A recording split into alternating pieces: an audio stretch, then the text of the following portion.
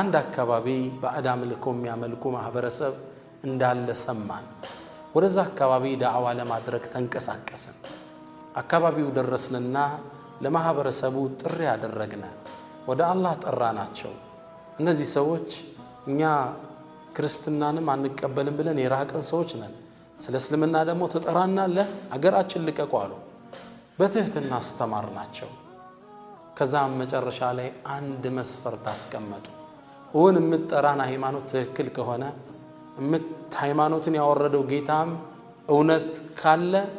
ዱዓ አድርግልንና ዝናብ ይወረድልን ያኔ እናምናለን አሉ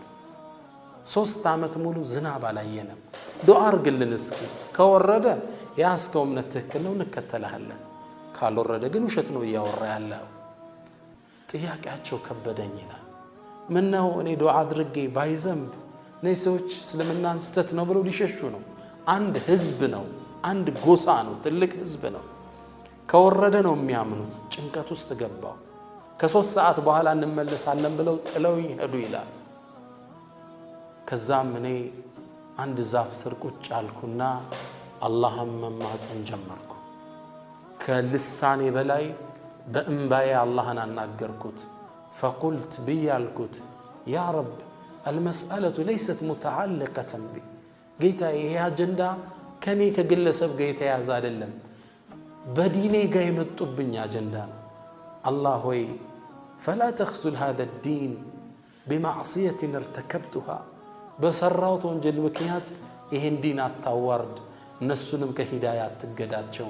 እባክህን ተቀበለ ብዬ አላህን በጣም ያለቀስኩ ተማጸንኩት ይላል ትናንት ምግብ አልበላንም ነበር እርቦናል ዛሬ ምሳን በላን ይዋለው ዙሁር ላይ ነበር ያን ቃል ሰጥቻቸው ሄዱት አሱር ላይ ሊመለሱ ነው እስከ አሱር ቁጭ ብዬ ሰማዩን ያንጋጠጥኩ መጠበቅ ጀመርኩ ዝናብ ጠባላለም ደመናውም አካባቢ የለም 10 ሰዓት አሱር ሊደርስ ሲል የጎሳው ባላባቶች ጎሳውን አስከትለው ወደኔ ያቀናሉ ዝናብ አሁንም አልመጣም እፍረት ተሰማኝ እነዚህ የጎሳ አካላቶች ወደኔ መጠጋት ሲጀምሩ ማላቀው ዶፍ ዝናብ አላህ ከሰማይ ለቀቀልን ዛፎቹ ስር ተጠለልነ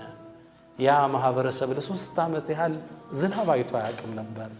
በደስታ ተሞሉ እስልምናን ማህበረሰቡ እጀለይ ተቀበሉ ይላሉ ዶክተር አብዱራህማን السميت فإني قريب أجيب دعوة الداعي إذا دعان